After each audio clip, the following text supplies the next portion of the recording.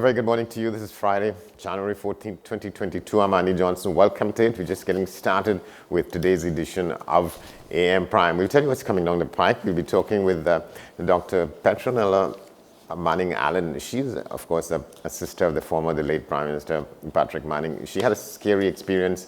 She went shopping in the movie town area a couple of days ago and was attacked by a bandit. She managed to get out of that safely. We'll talk about the implications of it and her experience.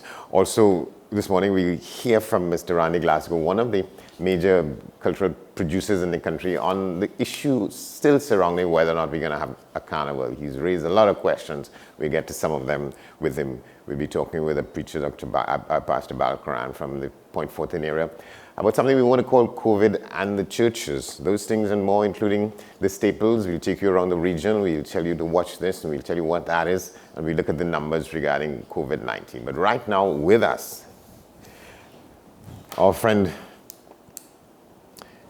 Mr. Martin George, on the issue.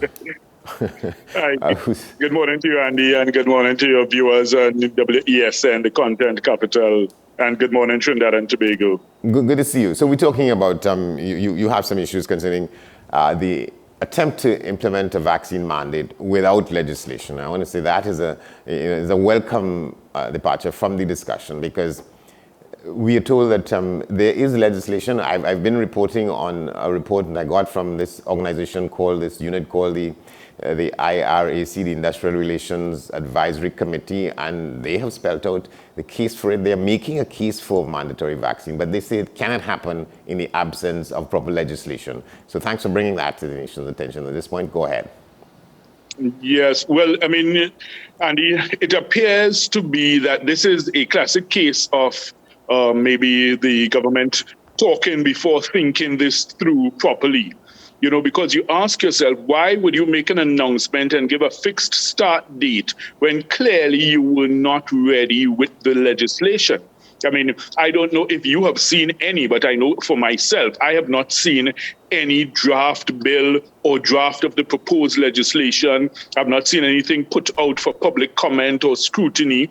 So you then wonder, well, I mean, is it that you were even completed with the consultation process? Because I see the AG saying that he wants to talk to Mr. Farley Augustine and the leaders in the THA. Then I see JTOM issued a letter, I think yesterday or a couple of days ago, to the Attorney General, raising a whole lot of issues and questions. So it really appears that this was a rushed and hurried announcement way before you were actually ready to, implement any such thing. And that is what is of tremendous concern to me, because even if you bring draft legislation to the parliament, of course, it has to be debated. You will have to have the views of, both sides. So one wonders, why was there this deadline of 17th January put in place when you knew that you were not ready in terms of all the fundamentals that are necessary to put any such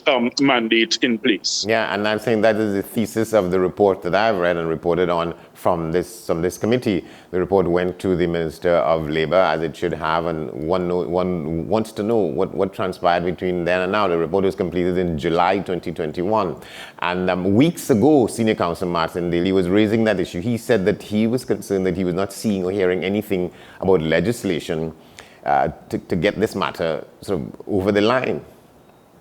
And not just that, the fact of the matter is that you have seen, instead of clear, decisive leadership, what you are seeing now, it has moved from vaccine hesitancy to governmental hesitancy. The government appears now to be timid, unsure, uncertain of what they're doing, where they're going, and that's not good leadership for the country. Look at simple issue like the announcement for Carnival.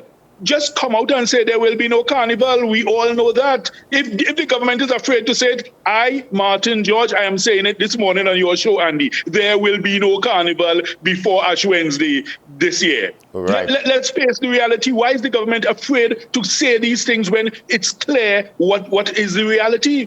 Right. Well, just moments after we let you go, we'll be talking about that with Mr. Randy Glasgow, and he's saying that he's posted I'm sure he will endorse my views. I am sure Randy will endorse my views on the topic. There will be no carnival before Ash Wednesday. So let the government stop, toying with the public and, holding out false hope and saying, well, discussions are still ongoing with stakeholders. Let's be realistic and practical, Andy. The persons who come in for carnival from North America and, Europe or wherever, they book their tickets months, sometimes years in advance. Yes. How on earth we are in the middle of January, we can't even get this vaccine mandate for public officers going. We can't seem to get, even our schools, because I saw a tutor walked out of a meeting with the Minister of Education. None of these things are in order, and yet still holding out this carrot for the public about, discussions are still ongoing about carnival. Listen, I am announcing it. If the government is afraid to, I am announcing it. There will be no carnival before Ash Wednesday. Yeah, right? So let's get that out of the way and let's move on with serious issues. Mr. Glasgow is asking, in which country are the members of the NCC living if they still continue to hold out that hope?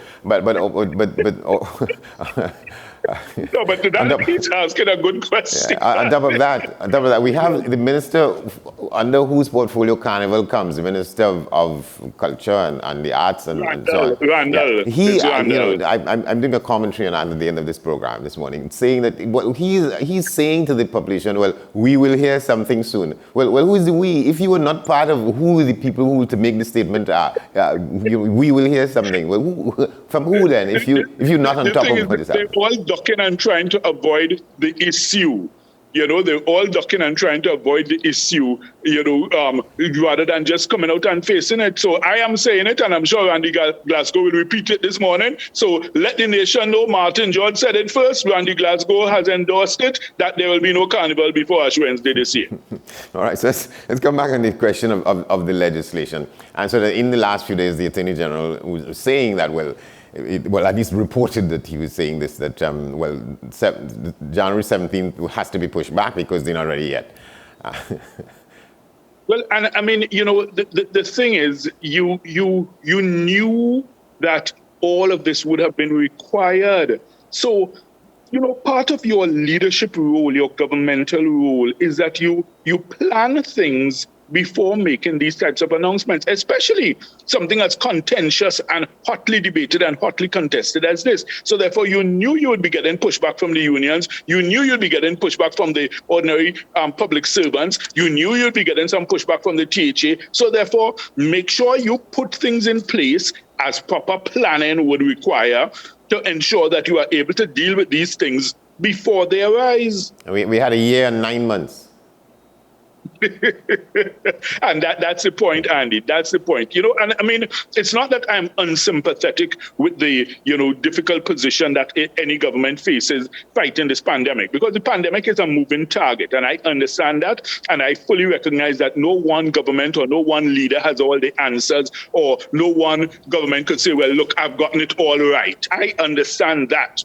Where I have a challenge or difficulty is if you know full well that you are not ready, you do not have your basics in place, you do not have your fundamentals in place, then why come out with this big, pompous announcement about January 17th? You have all the public servants in a you running helter-skelter, right? What happens now to those who actually acted on your announcement and got vaccinated if it is that you don't eventually carry through with this mandate? How would they feel? They will feel, but wait, I was tricked into this, because you made this announcement, I got vaccinated, and then you're not going through with the legislation. It's the same thing that happened with the schools, Andy, if you remember. They started off saying you must be vaccinated as a child to go back to school. Then when they got pushed back, then they dropped that and said, well, look, school is for everybody, vaccinated or unvaccinated. Then now you want to tell the teachers, right, because they are public officers also, you want to tell them that they must be vaccinated. But wait, hold up. So a teacher must be vaccinated, but the students are not vaccinated.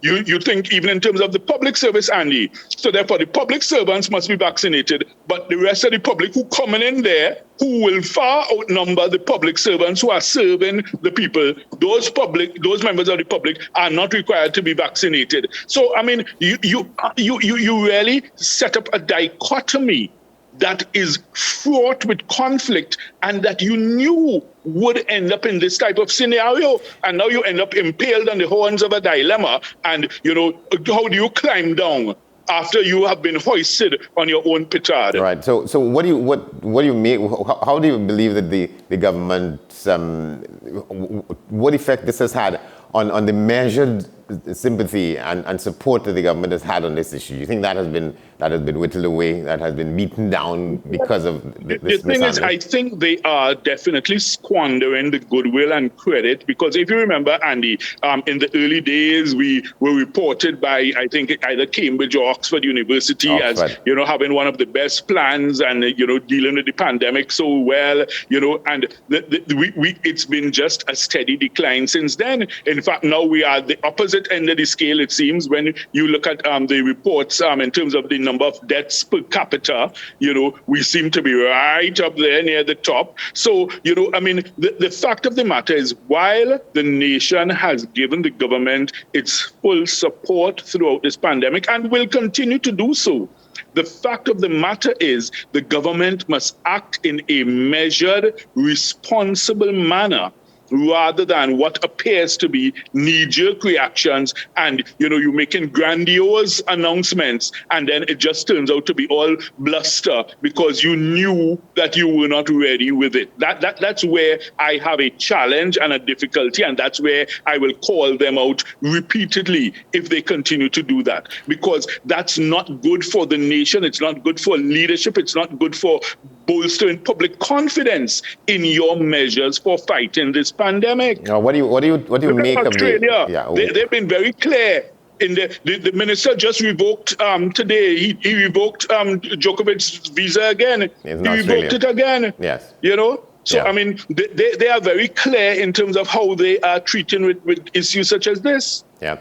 What do you make of one of the demands of the people in the union coming from people who have concerns as to whether or not the government should accept and shoulder liability in cases where people may have serious adverse effects if they take the vaccine? That's one of the things on the table from NATUC and NATUC and its membership. Well, I don't think there's a need necessarily for that to be legislatively enshrined, in the sense that, Andy, if it is that someone really suffers some adverse effect, then through the normal laws of tort or, either negligence or whatever, they would be able to bring any action if necessary, But if it is that the unions are seeking some type of blanket insurance policy, across the board, from the government, I can't see that being a practical or reasonable demand. All right, good to hear you on that. And just as we close, give us a sense of what may be happening in Tobago with the deaths, the death count, and so on, and how the matter is being addressed.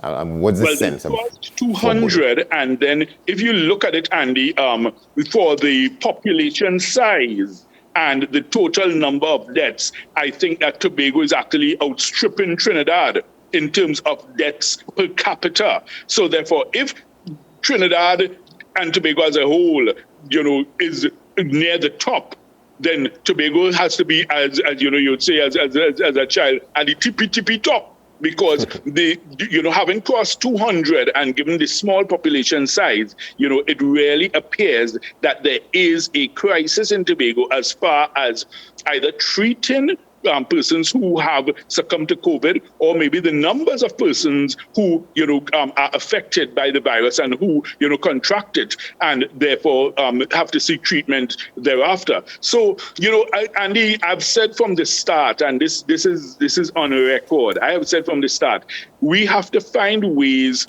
to manage our lives around this pandemic, because clearly it's not going anywhere soon, if you understand me. So therefore, you have to have a multi-pronged approach in terms of your fight. And what we're not seeing from the government is this kind of broad, comprehensive approach. Even you look at the economy, Andy. Okay, all right, so yes, we've had the pandemic, but what plans do we have to start to bolster the economy? Where's the leadership from the government in terms of saying, well, hey, listen, folks, we in a hole, we in some financial trouble. However, this is our plan to take us out of it. These are the steps we're going to take. Once you are able to demonstrate that clearly and you are able to get that buy-in from the public, people will support you. All but right. instead, you having fits and starts, you having, just arbitrary, random, it's like a Vice scenario where you almost feel as if the country is leaderless, rudderless. I mean, the point is you have to ask yourself, Andy, is it that someone is hiding in Tobago after getting a hiding in Tobago? Right. What is really going on in TNT? All right, we're going to have to leave it there. Thank you very much, Mr. George, attorney and chairman of the Tobago Chamber. Thank you very much. It's always a pleasure. Have a good weekend. All right, we're going to take a break. When we come back, more on the other side. Stay with us. This is AM Prime on this Friday morning.